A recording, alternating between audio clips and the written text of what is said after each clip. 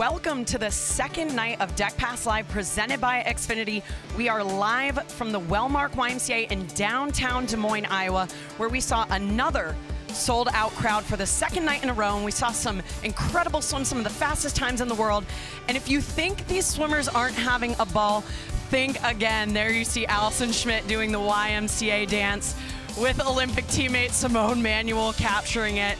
And just so much fun that we're having. There's fast racing, everybody's having fun. And this is Deck Pass Live. I'm your host, Elizabeth Beisel. We're gonna get right into it tonight. We saw some of the top times in the world. Absolutely incredible racing for March. We saw the women's Turner Free, Katie Ledecky absolutely dominate. We saw Regan Smith and Kathleen Baker. We saw a little bit of Caleb Dressel. We're gonna talk all about that. We're gonna have interviews with all the athletes, but let's jump right into that women's 200 freestyle where we saw that dominating win by Katie Ledecky. She went a 1:54 to claim the top time in the world this year, and she's proving that she is back and better than ever, and especially after last summer being sick at World Championships, she has to feel a lot of confidence heading into this Tokyo Olympics in this summer.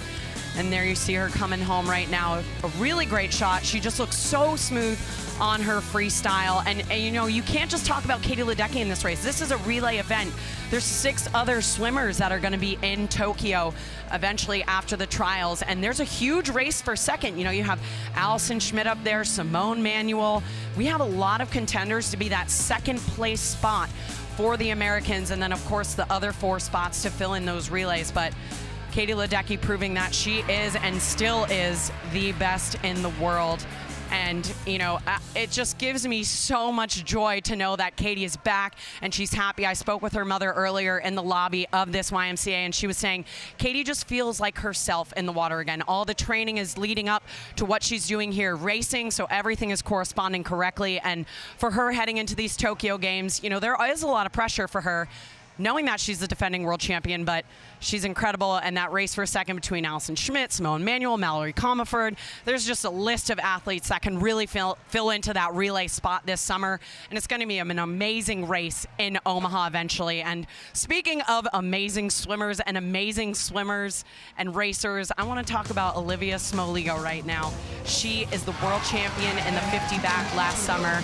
And she just seems to always get her hand on the wall first. And she's not just an incredible racer, but she's an incredible swimmer and a human. And I'm so happy to have Olivia here with me tonight. And Olivia switched it up a little bit tonight. We did not do the Turner backstroke. It wasn't a 100 back or a 50 back, but it was the 2 free. Talk to me a little bit about that. How'd that go? It went well. It's about maybe my 3rd, 4th time swimming it. I'm trying to kind of expand my event repertoire, as it were, but I've been doing a lot of main group training with Jack down in Georgia with all of the Georgia Bulldogs.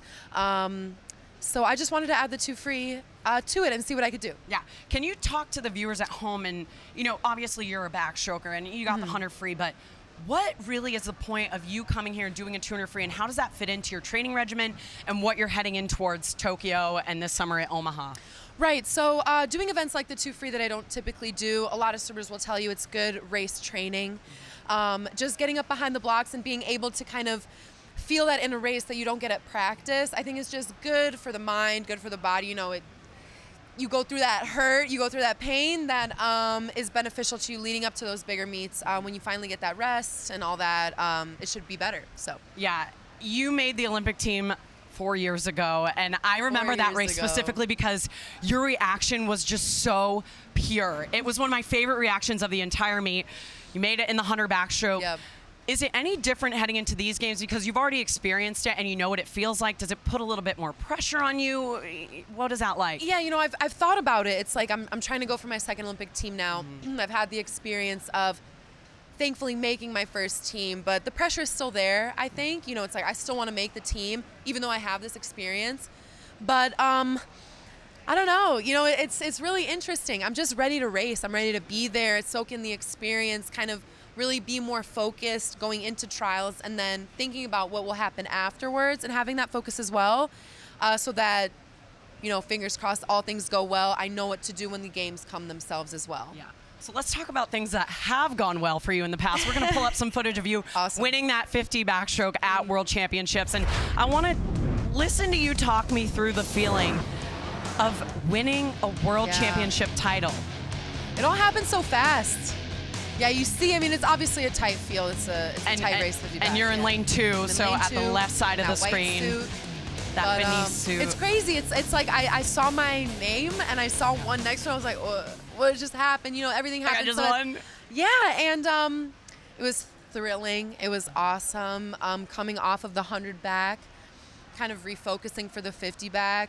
I mean, both of those are my 2 first individual medals ever at a long course meet, so I have to be grateful for that. But you always want more. You always want your times to be faster. You always want to place higher. So that win was really special to me. I'm sure it checked off a box of many goals that you've had. Yes. Tell us about Olivia outside of the water. Like, what does Olivia do to stay sane, especially when you're training for an Olympic team? Like, it is a lot of hard work to dedicate your life to swimming, and you have to have some type of balance. What does that look like for you? It is. I feel like a lot of swimmers can attest to. I don't know about yourself. I'm a big just chill at home guy. Watch TV, eat a lot of food, take a lot of naps. The recovery process, I just say I'm recovering when I binge watch Netflix for 5 hours straight. Ooh, what do you watch? But, I just finished watching Love is Blind. Have you seen it? Yes, it was so insane. Insane. I think it works. It doesn't work. Like Lauren and Cameron really are it, right? They were on the Today Show this morning. I know. Like, we're really in love. I know. So Love is Blind, everybody. Yes, you guys need to watch that at home. Yeah. But yeah, that's what I do. I don't really have very many hobbies outside of swimming because swimming is everything to me. I love it so much and I want to be my very best at it. So everything I do outside of the pool is to benefit my swimming. And I think that's one thing that younger swimmers can appreciate looking at you, because you do have so many little girls that look up to you as a role model, is like, if you really want to be the best in the world, you have to dedicate your life to it. Yeah. You're not 1 foot in, 1 foot out. And for you, has that been hard to really just dedicate your life to swimming? You know, I don't find it very hard. I had this dream at a very young age to do this. I remember watching Natalie Coughlin in the 2004 Olympics, and I was like, I want to be just like that. And I mean, if you find something that you love to do, you will do anything to get there. You'll put in all the hard work, all the extra hours needed. So it's not really hard for me to kind of dedicate my life to it. As long as I'm healthy and happy doing what I do, I'm going to continue to do it. Well, you're doing amazing. To all the little boys and girls out there watching, Olivia Smoliga should be the role model that you have. And be happy, love what you do. And thank you so much for coming around. Good luck heading into trials. Thank you so much. We love you. Thank you, guys. Appreciate it. So we're going to go from one of the best backstrokers in the world to one of the best basketball players in the world. A couple of weeks ago, I had the opportunity to go to the Celtics venue and talk about the importance of learning how to swim. And I think that's one of the things that a lot of people don't know, because we're so submerged in this swimming world, is it is a life-saving sport. So we went to their venue at, on their court, and then we brought them to our court. I was there with Cullen Jones, and we worked with Grant Williams, and he was in the pool with us with the Boys and Girls Club, and we just absolutely had a blast. And to be able to go into an organization like the Boston Celtics and express the importance of learning how to swim, it's just amazing, because it's creating that ripple effect. And for all of you guys at home, if you don't know how to swim, or if you know somebody that does not know how to swim, I encourage all of you guys to get into the pool, learn that life-saving skill, because it does reduce your risk of drowning, and that is so important, and it's a skill everybody should have. So back to swimming and racing tonight. Our next guest is Gunnar Bentz, and he is an Olympic gold medalist. He won the Turner Butterfly last night. He was in that 400 IM tonight, and he's one of the best swimmers in the world, but also one of the best humans. And he's a Georgia Bulldog. He was part of that 1-2-3 Turner Fly last night, and I'm so happy to welcome Gunnar Bentz to the set. Hi. Faisal, you said one of the world's best basketball players, and I stood up because I thought you were talking about me. And you were like, it's Gunnar Bentz. I know. Yeah. That is you. That's like your side gig. Right. That'll be your day job after swimming's over eventually. NBA. So Gunnar, Turner Fly, we're going to talk about that right now. Yeah. How surprised were you at that time heading into a meet in March? I was pretty surprised. To be honest. Had an injury in the fall, so coming off of that, I haven't raced since like November. So it's been a really long time, and just really happy to get it done with my teammates. In the words of the great Thomas Carlyle, work thou in well doing, and I think we really embody that at Georgia. We just work so hard. And, Jay and Chase beat me probably 99% of the time. And so I was just lucky to get one of those 1% swims last night. Right. So you have the Turner Fly last night, and then you come out tonight and you do that 400 IM. Yeah. How was that race for you? The 400 IM after a night of Turner Fly is a little bit rough. Talk me through that race. Oh, my gosh. That's a tough double.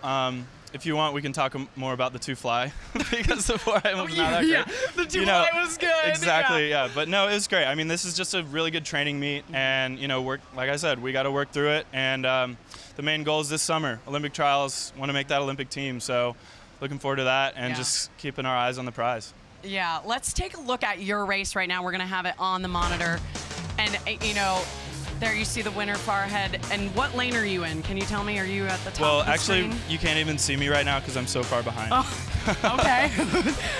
Well, Gunnar, talk to me. So he looks great. He looks great. He just right. made the Olympic team. Amazing. Look at him slam the water. Awesome race. Jay, my teammate, looks great too. So for you in a 4IM, when you know that, okay, you're not going to win because it's a 400 and you know we're behind, what are you telling yourself in your head to make sure that you don't give up? Because the race isn't over until it's over. You want to give it your all. What's the mindset like that in a 4IM? Yeah, I mean, you're always focusing on your own swim. Like in 2016 in the trials, I made the Olympic team by getting 5th, so seeing 4 guys ahead of me, sometimes that can demoralize you and make you think, oh my gosh, I'm swimming so bad. But in the end, like, it can be a great swim. So you're just trying to stay in your own race and in your own head, and that's how you swim your best race. Yeah, I think one of the most impressive things about you, Gunnar, is that you nearly made the Olympic team like 80 million times in 2016 because you're so versatile and you're so talented. What does the lineup look for you heading into 2020? Are you going to put your spokes in all the fires right now? I don't know. I mean, that's just it. We'll talk probably right before the trials, Jack and I, and see what we're going to do. But I have no idea.